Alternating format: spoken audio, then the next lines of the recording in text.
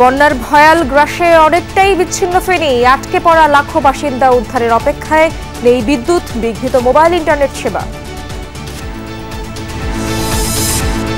নোয়াখালী, লক্ষ্মীপুর, কুমিল্লা, ব্রাহ্মণবাড়িয়াতেও বানভাসীদের চরম দুর্ভোগ। 50টি উদ্ধারকারী জলযান নিয়ে দুর্গত এলাকায় বৈষম্য বিরোধী ছাত্ররা।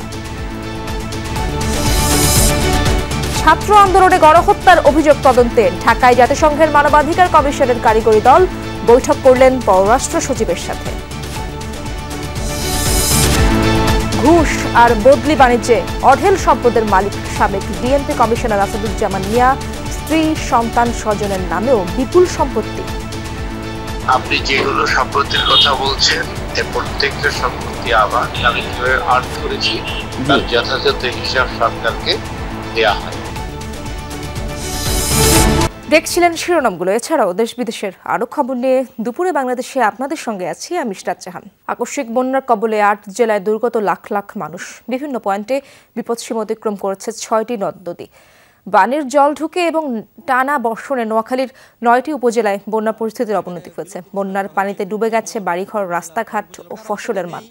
নোয়াখালী পৌরসভার বিভিন্ন বাসাবাড়ি ও দোকানপাটে পানি ঢুকে ব্যাপক ক্ষয়ক্ষতি হয়েছে। জেলার 9টি উপজেলার 20 লাখ মানুষ পানিবন্দী হয়ে পড়েছেন। উপজেলাগুলোর বেশিরভাগ এলাকার সড়ক, মহাসড়কে পানি জমে জলাবদ্ধতা সৃষ্টি হয়েছে। বন্যা পরিস্থিতি সামাল দিতে জেলা প্রশাসনের পক্ষ থেকে সংশ্লিষ্টদের কাছে সহযোগিতা চাওয়া হয়। থাকার ব্যবস্থা নাই, ঘরের ভিতরে পানি, খানার ব্যবস্থা নাই, এলে চলে যাই। কোথায় যাব? কোনো সঞ্চয় নাই, আমরা চলে যেতেছি। যেদিকে জায়গা ভাই সেদিকে উঠু, বাঁচাইতে পারে না, খাইতে পারে না, উলাইন একটু কষ্টে আছি ভাই। এখন মেয়ের বিপদ হয়েছে, মেয়ের নেকড়া আগাই দিয়ে রারি। আজকে আবার আমার বাবা মারা গেছে, আরো কষ্ট পেয়েছে, পড়ছি আমরা, বালু নিতেছি, জায়গা নাই, মাটি দিবের মতো খুব কষ্ট আছে, বালি নিয়ে যেতেছি আর কি। বাচ্চা কাচ্চা ঘুমাইতে পারে না, ঠান্ডা। মোমবাতি টাতি জ্বালায় কোন রকম আমরা ঘাটের উপরে বসেছি, ঘুম টুম যাইতে পারি না, কিছু করতে পারি না। রোডের উপরে যে অবস্থা, এক মাস হানি। উজানের ঢল আর টানা বৃষ্টিতে ফেনীতেও বন্যা পরিস্থিতির আরও অবনতি হয়েছে। বহু এলাকা বিদ্যুৎ বিচ্ছিন্ন রয়েছে। মোবাইল নেটওয়ার্ক ও ইন্টারনেট সেবা বিঘ্নিত হয়। সেখানে যমুনা টেলিভিশনের সহকর্মীরা থাকলেও তাদের সাথে যোগাযোগ স্থাপন করা কঠিন হয়ে পড়েছে। স্মরণকালের সবথেকে ভয়াবহ এই বন্যায় ফুলগাজী, ছাগলনাইয়া ও পরশুরাম উপজেলার সড়ক যোগাযোগ বিচ্ছিন্ন রয়েছে। ফেনী শহরেও রাস্তাঘাট পানিতে তলিয়ে রয়েছে। পানিবন্দী 2 লক্ষাধিক মানুষের ভোগান্তি চরমে। দেখা দিয়েছে খাবার ও বিশুদ্ধ পানির সংকট। ভেঙেছে বন্যা নিয়ন্ত্রণ বাঁধ।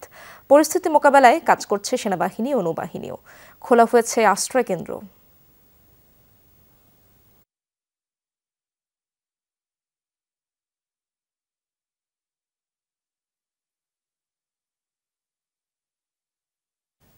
দর্শক, ফেনীতে রয়েছেন আমার সহকর্মী আলামিন শিকদার, তার কাছেই জানার চেষ্টা করব সেখানকার অবস্থা। আলামিন, আপনি আমাকে শুনতে পাচ্ছেন? অবশ্যই সেখানকার অবস্থা জানাবেন। সেখানকার দুর্গত মানুষের জীবনযাপন কিভাবে চলছে এবং তারা কি ত্রাণ সহায়তা পেয়েছেন কিনা আমাদেরকে জানাবেন।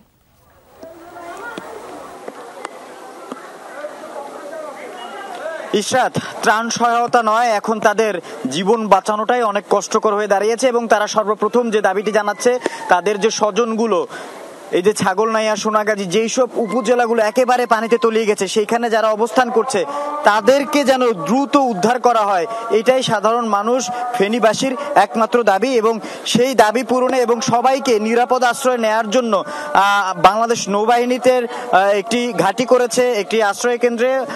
সেই জায়গাটিতে আমরা রয়েছি। সেই জায়গাটিতে আমরা দেখতে পাচ্ছি তারা একের পর এক বোট প্রস্তুত করছে এবং তাদের একটার পর একটা ইউনিট এখান থেকে বোট সহ সেই দুর্গম যে পানির এলাকাগুলো রয়েছে, পানিবন্দী, সেই জায়গাগুলোতে তারা ছুটছেন। এবং যারা আসলে এখন পর্যন্ত যাদের সাথে যোগাযোগ করা সম্ভব হচ্ছে না, তাদের পরিবার এখানে ছুটে এসেছেন। তারা এই নৌবাহিনীর সাথে যোগাযোগ করে, তাদের কন্ট্রোল টিমের সাথে যোগাযোগ করে, উদ্ধারকারী দলের সাথে যোগাযোগ করে তাদের সাথে করে নিয়ে সেখান থেকে উদ্ধার করে নিয়ে আসার যে চেষ্টা, সেই চেষ্টাটি করে যাচ্ছে। তবে পরিস্থিতির কথা যদি বলতে চাই, দিন দিন এবং সময়ের সাথে আরো ভয়াবহ পরিস্থিতি আকার ধারণ করেছে এবং অবনতি হচ্ছে পরিস্থিতি, সেটা বলা যেতে পারে। এবং এখানে একজনের সাথে আরেকজনের যোগাযোগের ব্যবস্থাটাই অনেকটা কষ্টসাধ্য হয়ে পড়েছে। মোবাইল নেটওয়ার্ক পাওয়া যাচ্ছে না কোথাও, পাশাপাশি বিদ্যুৎ বন্ধ। এবং যে বিষয়টি সব থেকে বড় কষ্টকর সেটা হচ্ছে যে তারা ঠিক বাংলাদেশ নৌবাহিনী ঠিক কোথায় যাবেন, কোথায় কোথায় মানুষ আটকে আছেন সেই তথ্যগুলোও পাচ্ছেন না।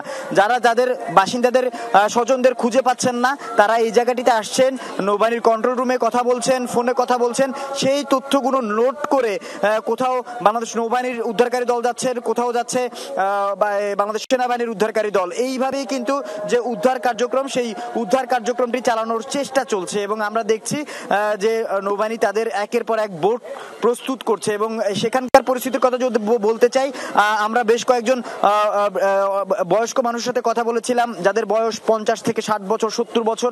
তারা যে বিষয়টি জানিয়েছেন যে এটা স্মরণকালের সবচেয়ে বড় ভয়াবহ বন্যা, তারা এমন বন্যা কখনো দেখেননি এবং তারা চাচ্ছেন তাদের পরিবারের সব সদস্যরা যেন জীবিত ফিরে আসেন এবং এই ফেনীবাসী যারা আসলে আটকে আছেন তারা ঠিক যেন কোনোভাবেই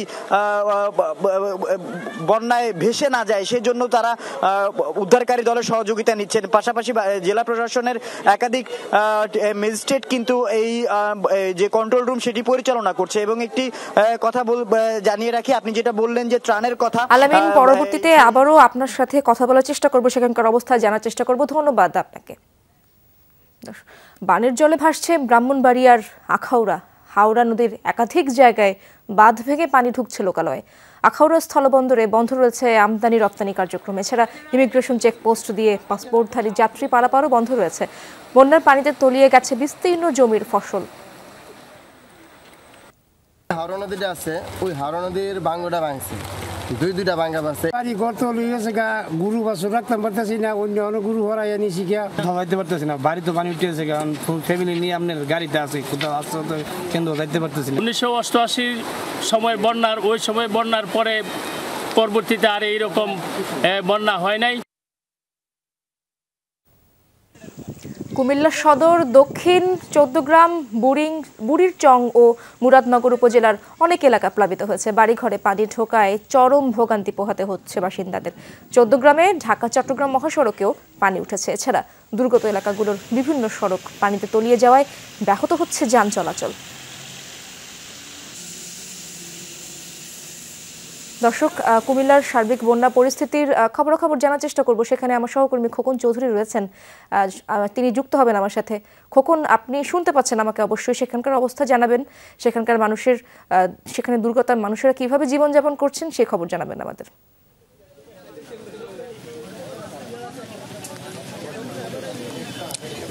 আসলে আমি এখন যেই জায়গাটিতে রয়েছি এটি কিন্তু একটি আদর্শ সদর উপজেলার আসলে গুমতির পার এলাকা। এখানে আপনারা নিশ্চয়ই দেখতে পাচ্ছেন আসলে পানির যে ভয়াবহতা, অর্থাৎ গুমতি নদীর যে বাঁধের ভিতর যে বাড়িগুলো রয়েছে সেগুলো কিন্তু এখানে অন্তত 10 থেকে 12 ফিট উঁচু পানি কিন্তু ইতিমধ্যে জমা হয়েছে। আসলে আমরা কথা বলেছিলাম বিভিন্ন মানুষের সঙ্গে, আসলে তারা 88 বন্যা দেখেছেন, এরপর যে 98 বন্যা দেখেছেন। আসলে এই ধরনের পানির চাপ তারা কিন্তু এর আগে কখনো দেখেনি, বিশেষ করে যারা বয়স্ক মানুষ ছিলেন তাদের কিন্তু আসলে এই মতটি। আমরা সকাল থেকেই 14 গ্রাম ঘুরেছি, বুড়িচং উপজেলায় ঘুরেছি, আসলে এইসব এলাকায় কিন্তু প্লাবিত হচ্ছে। অর্থাৎ এই পর্যন্ত আমরা যেটুকু খবর জেনেছি জেলার প্রায় 6টি উপজেলায় কিন্তু ইতিমধ্যে প্লাবিত হয়েছে এবং প্রচুর পরিমাণ ভারতীয় যে উজানের পানি সেগুলো কিন্তু ঢুকছে বাংলাদেশে এবং ঢুকে কিন্তু বাড়িঘর, রাস্তাঘাট সব তলিয়ে যাচ্ছে। তো এখন যেই জায়গাটিতে, এখানে কিন্তু আসলে এখানকার যে মানুষজন রয়েছেন তারা কিন্তু সব মানুষই বেশিরভাগ রাস্তায় আশ্রয় নিয়েছেন।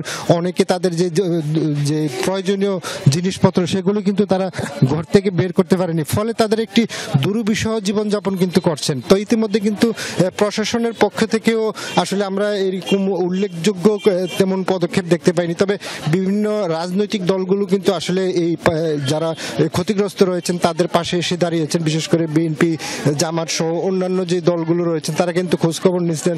তবে আমরা কথা বলেছিলাম জেলা প্রশাসনের সঙ্গে, তারাও যেটি জানিয়েছেন যে তারাও মানুষের খোঁজখবর রাখছেন এবং প্রয়োজনীয় যে আশ্রয় কেন্দ্রে আশ্রয় নেওয়ার জন্য বিভিন্ন জায়গায় মাইকিং করছেন এবং তারা ত্রাণ পৌঁছে দিচ্ছেন বলে আমাদেরকে জানিয়েছেন। তো সব মিলিয়ে আসলে কুমিল্লার যে বন্যা পরিস্থিতি, একটি ভয়াবহ পরিস্থিতি, যে হারে পানি ঢুকছে জেলার ভিতর, হয়তো আজকে বিকেল নাগাদ হয়তো এর অবনতি আরো তীব্র থেকে তীব্রতর হতে পারে। তো সব মিলিয়ে আসলে কুমিল্লার মানুষের কিন্তু একটি কঠিন জীবনযাপন চলছে। অর্থাৎ বন্যায় যারা ক্ষতিগ্রস্ত তারা কিন্তু আসলে বেশ ভোগান্তির মধ্যে পড়েছেন। ধন্যবাদ আপনাকে। এদিকে ভারী বৃষ্টি আর পাহাড়ি ঢলে তলিয়েছে চট্টগ্রামের বিস্তীর্ণ অঞ্চল। নগরীর বিভিন্ন এলাকায় হাঁটু থেকে কোমর সমান পানি। 16টি উপজেলার নিম্নাঞ্চলে প্লাবিত হয়েছে। কন্ট্রোল রুম ও আশ্রয় কেন্দ্র খুলেছে জেলা প্রশাসন ও সিটি কর্পোরেশন। জেলার 200টি ইউনিয়নের জন্য 200টি মেডিকেল টিম প্রস্তুত রাখা হয়েছে। এছাড়া খাগড়াছড়ি ও রাঙামাটিতেও অনেক এলাকা প্লাবিত হয়েছে।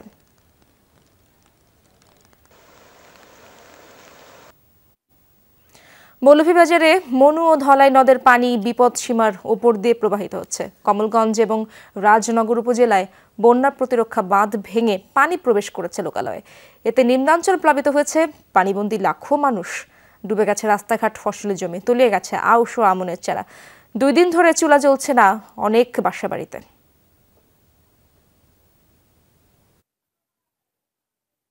বন্যার পানি একবারে সারা তোমার মনে করো আমরা গোর বাড়ি হারাইয়া লিয়া গেছে কি বেশিরভাগ আমারও একবারে গোর দুয়ার হারাইয়া লিয়া গেছে কি। আমার ওই 1 লাখ টাকার মাছ চাচ্ছিলাম না ব্যবসার লাগে, তোমার ব্যবসার লাল বাতি চলে গেছে, মাছ গেছে কি সব বাইয়া। রাস্তাঘাট ডুবি গেছে, চলাফেরা বড় কষ্ট আর সমস্যা। মানুষের গোর বাড়ি বা ধান ক্ষেত খুব বেশি নষ্ট হয়েছে, মানে এই এলাকার মাঝে আর কোনো ক্ষেত রয়েছে না, আলির ধান।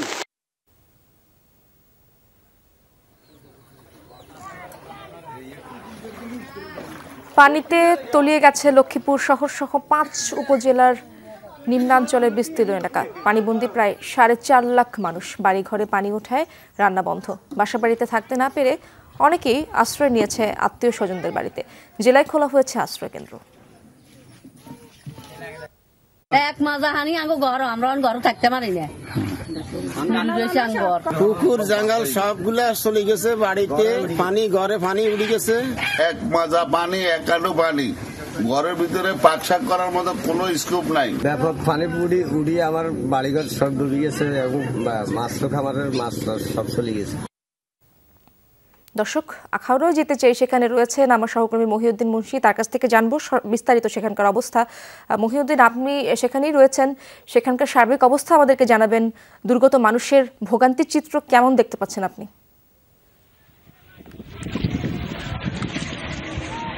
জি, আপনি যেমনটা জানতে চেয়েছেন ইশরাত, সেটা হলো ভারতের বাঁধভাঙ্গা পাহাড়ি ঢলে কিন্তু ব্রাহ্মণবাড়িয়া সীমান্তবর্তী উপজেলা আখাউড়া, বিজয়নগর এবং কসবা এলাকার যে সীমান্তবর্তী এলাকাগুলো রয়েছে সেটা কিন্তু প্লাবিত হয়ে সেখানে শত শত মানুষ কিন্তু বিভিন্নভাবে এরা চরম দুর্ভোগের মধ্যে পড়ে। এবং আজকে সকাল থেকে কিন্তু ব্রাহ্মণবাড়িয়া জেলা প্রশাসক হাবিবুর রহমান উনি ঘটনাস্থলে ছুটে আসেন এবং আখাউড়া উপজেলার যে সীমান্তবর্তী যে এলাকাগুলো আছে উনি সরেজমিনে ঘুরে দেখেছেন এবং সেখানে আমার সাথে কথা হয়েছে। তিনি জানালেন যে নগদ 5 লক্ষ টাকা এবং সেখানে 15 মেট্রিক টন যে চিকন চাল, সেই চাল কিন্তু গরিব দুঃখীর মাঝে এবং যারা ভুক্তভোগী বানবাসী মানুষের মাঝে কিন্তু তিনি নিজে ত্রাণ থেকে বিতরণ করেন। এবং আমি আপনাকে একটা বিষয় জানা রাখি যে এই বন্যা দুর্গত যে পরিস্থিতির কারণে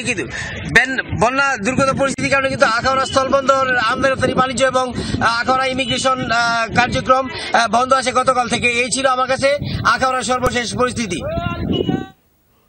মহিউদ্দিন, ধন্যবাদ আপনাকে। দর্শক, এবার খাগড়াছড়ি যেতে চাই। আমার সহকর্মী রয়েছেন এখানে, আমার সহকর্মী শাহরিয়ার ইউনুস সেখানে রয়েছেন। শাহরিয়ার, আপনার এলাকায় বন্যা পরিস্থিতি কেমন দেখছেন আপনি এবং সেখানকার সার্বিক পরিস্থিতি কেমন দেখছেন?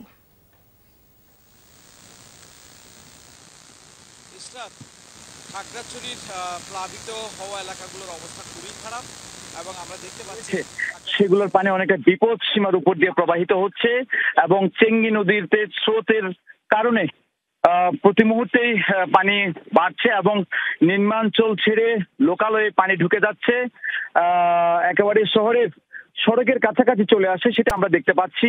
আপনি দেখতে পাচ্ছেন যে মানুষ পানি ভেঙে তাদের প্রয়োজনীয় জিনিসপত্র নিয়ে কিভাবে বের হচ্ছেন সেটা আপনি দেখতে পাচ্ছেন। আমরা ইতিমধ্যেই এখানে যারা প্লাবিত হয়েছে সেই সব মানুষের সাথে কথা বলার চেষ্টা করেছি। তারা বলছেন যে এই ধরনের পানি তারা অতীতে দেখেননি, অর্থাৎ তারা এটিও বলছেন যে বাসায় থাকার মতো ঠাঁই নেওয়ার মতো অবস্থাটুকু তাদের নেই। কোথাও গলা সমান পানি, কোথাও কোমর সমান পানি, কোথাও ঠাঁই পাওয়াটা অনেকটা দুঃসাধ্য হয়ে দাঁড়িয়েছে। আমরা এখানে একজনের সাথে কথা বলবো যিনি হচ্ছে পানি ভেঙে তার বাসা থেকে কোনো কিছু বের না করে পরিবারের সদস্যদেরকে অন্যদের কাছে নিয়ে আসছেন। তার কাছে একটু বিস্তারিত শোনার চেষ্টা করব। এই যে আপনার বাসায় পানি কতটুকু হয়েছে এবং কি অবস্থা দেখছেন চেঙ্গি নদীর তীরে? গলা পর্যন্ত পানি হয়েছে। আর আমার অতীতের বর্তমান ভবিষ্যৎ আমি এত বড় হয়েছি জীবনে এই ধরনের পানি কখনো আমরা দেখি নাই। আর গত কালো বন্যা ছিল আমাদের এখানে এতবার এই 1 মাসে 5 বারের মতো বন্যা হয়েছে। এই বন্যা জীবনে আমরা দেখিনি। আমরা এখন কোথাও আশ্রয়ের মতো নেওয়ার জায়গাও নাই। শাহরিয়ার, ধন্যবাদ আপনাকে। পরবর্তীতে আবারও যুক্ত হবার চেষ্টা করব আপনার সাথে। বানের জল ঢুকে এবং টানা বর্ষণে নোয়াখালীর 9টি উপজেলার বন্যা পরিস্থিতির অবনতি হয়েছে। ফলে বন্যার পানিতে ডুবে গেছে বাড়িঘর, রাস্তাঘাট ও ফসলের মাঠ। কিছুক্ষণ আগে বন্যার সার্বিক পরিস্থিতি জানিয়েছেন আমার সহকর্মী রিয়াজ রায়হান।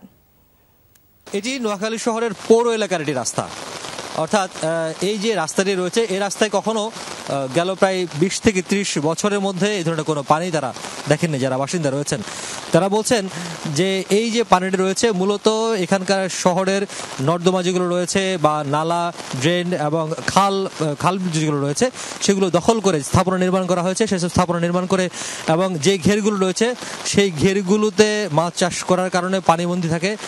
সবকিছু মিলে তারা বলছেন একটি অপরিকল্পিত নগরায়নের ফলেই তাদের যে দুর্ভোগ সেই দুর্ভোগের মাত্রা বেড়েছে কয়েক গুণ। থাকার ব্যবস্থা নাই, ঘরের ভিতরে পানি, খানার ব্যবস্থা নাই, এলে চলে যাই। কোথায় যাবো? কোনো সঞ্চয় নাই, নিরুপায় হয়ে আমরা চলে যেতেছি। যেদিকে জায়গা ভাই সেদিকে উঠু বাঁচাইতে পারে না, খাইতে পারে না, উলাইন একটু কষ্টে আছি ভাই।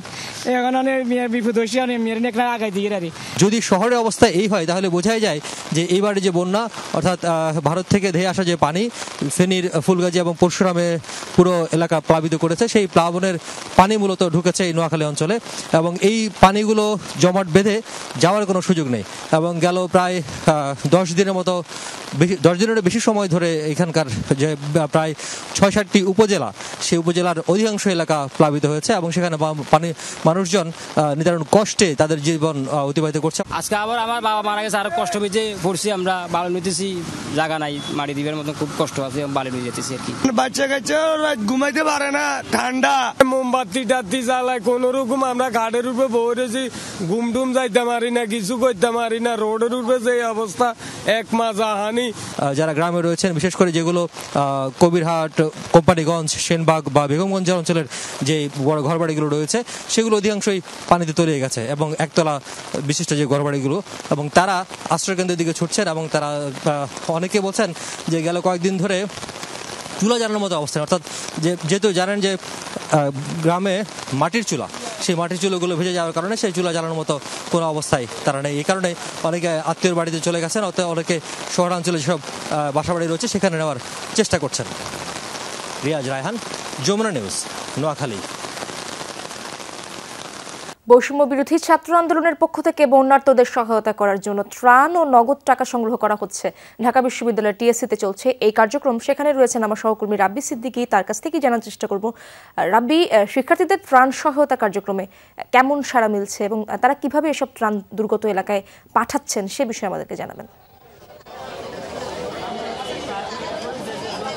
ইসরাত, এক কথায় অভূতপূর্ব সাড়া মিলেছে।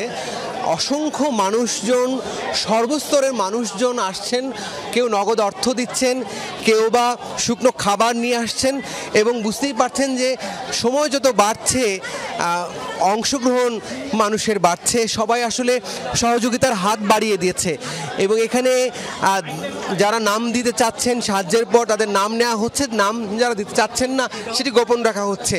এবং এখানে আসলে আমি একটু দেখাতে চাই যে এখন পর্যন্ত কি পরিমাণ সাহায্য পাওয়া গেছে, একটু দেখাতে চাই যে কি পাচ্ছেন।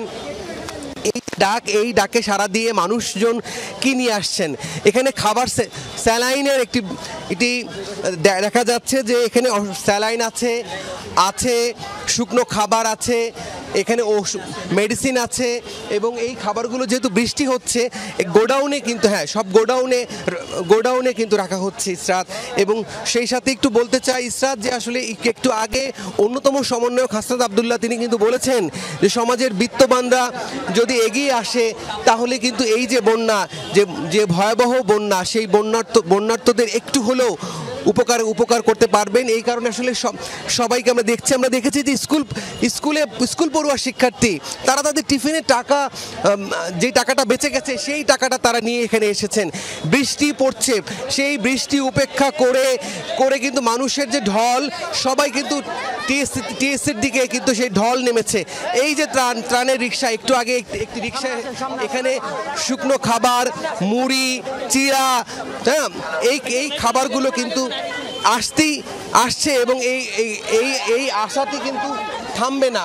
কারণ যেভাবে করে মানুষজন আসছে, স্বতঃস্ফূর্তভাবে মানুষজন বলছেন যে সবাইকে এগিয়ে আসা উচিত। সেই কারণে আসলে শিক্ষার্থীদের এই যে আয়োজন, এই যে কর্মসূচি, সেটি জোরালো রূপ পাচ্ছে। এবং শুধু ঢাকা বিশ্ববিদ্যালয় না, অন্যান্য বিশ্ববিদ্যালয়ের শিক্ষার্থীরাও কিন্তু এরই মধ্যে এই বন্যার্তদের সহযোগিতায় তারাও ত্রাণ সংগ্রহ কার্যক্রমটি শুরু করেছে। ইসরাত, ধন্যবাদ আপনাকে রাব্বি। পাচার হওয়া টাকা ফিরিয়ে আনতে না পারলে দেশের অর্থনীতি পুনরুদ্ধার মুশকিল হয়ে যাবে বলে মনে করেন বিএনপির স্থায়ী কমিটির সদস্য আমির খসরু মাহমুদ চৌধুরী। সকালে গুলশানে বিএনপির চেয়ারপারসনের কার্যালয়ে সুইজারল্যান্ডের রাষ্ট্রদূতের সাথে বৈঠক শেষে সাংবাদিকদের সাথে এই কথা জানান তিনি। টাকা ফিরিয়ে আনার ব্যাপারে যে কোনো পদক্ষেপকে স্বাগত জানায় সুইস সরকার।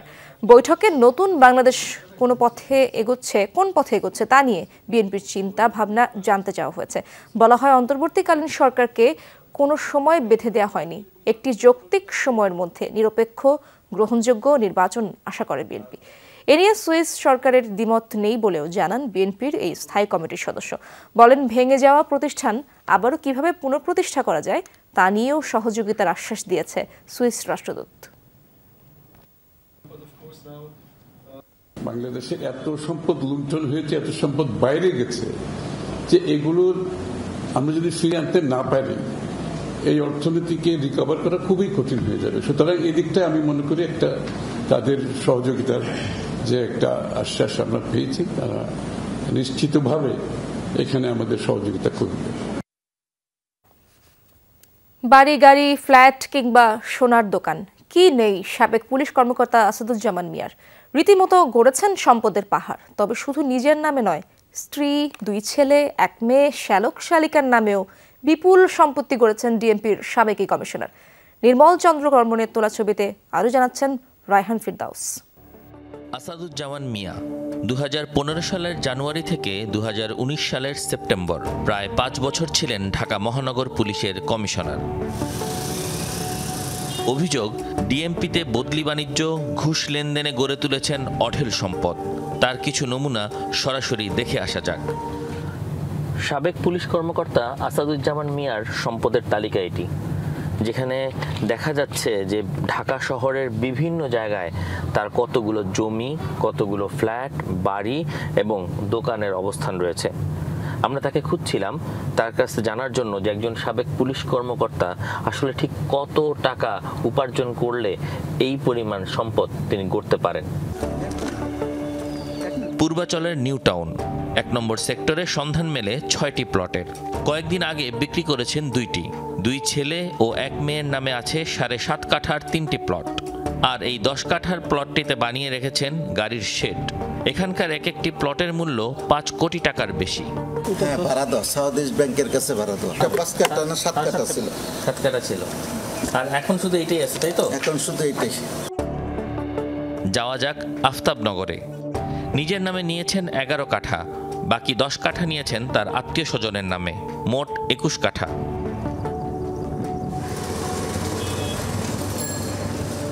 রাজধানীর অভিজাত এলাকা সিদ্ধেশ্বরী, এর রূপায়ণ স্বপ্ননিলয়ে আছে 4000 বর্গ ফুটের ফ্ল্যাট।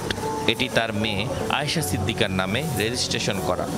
থাকলে হয়তো সে থাকে না, সে থাকে না, ভাড়া দিয়ে রাখে। ঢাকার আরেক অভিজাত এলাকা ইস্কাটন গার্ডেনের পিওনিরে আছে মিয়া সাহেবের স্ত্রীর ফ্ল্যাট, যেটির আনুমানিক মূল্য 4 কোটি টাকার বেশি। অভিজাত এলাকা ধানমন্ডিতেও আছে আসাদুজ্জামান মিয়ার স্ত্রী আফরোজা জামানের আরেকটি ফ্ল্যাট। নিকুঞ্জের এই ডুপ্লেক্স বাড়িতেই পরিবার পরিজন নিয়ে থাকতেন আসাদুজ্জামান মিয়া। মিয়া সাহেবের স্ত্রীর নামে আছে আরও সম্পদ। বসুন্ধরা আবাসিকে আছে 6 তলার একটি বাড়ি, মূল্য 10 কোটি টাকার বেশি। এছাড়াও আছে জোয়ার সাহারায় 5 কাঠা জমি, 6 তলা বাড়ি, রূপগঞ্জের কায়েতপাড়ায় 1 বিঘা জমি। এখানেই থেমে যাননি সাবেক এই ডিএমপি কমিশনার। রাজধানীর রুট পারমিট কমিটির প্রধান ছিলেন তিনি। সে সময় মৌমিতা পরিবহনকে দেওয়া হয় রুট পারমিট। এই মৌমিতা ট্রান্সপোর্ট লিমিটেডের চেয়ারম্যান তার স্ত্রী আফরোজা জামান, ভাইস চেয়ারম্যান শ্যালক হারিসুর রহমান সোহান। মৌমিতার সঙ্গে আমি জড়িত। আপার শেয়ার আছে। পারমিট পেয়েছেন কিভাবে?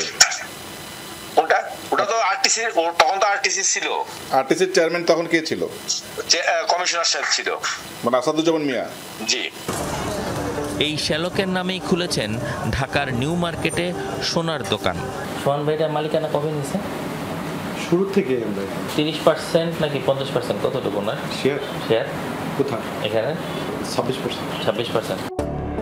এই স্বর্ণের দোকানে আপনার ইনভেস্ট কত? ওখানে আবার 30 লাখ টাকা ইনভেস্ট।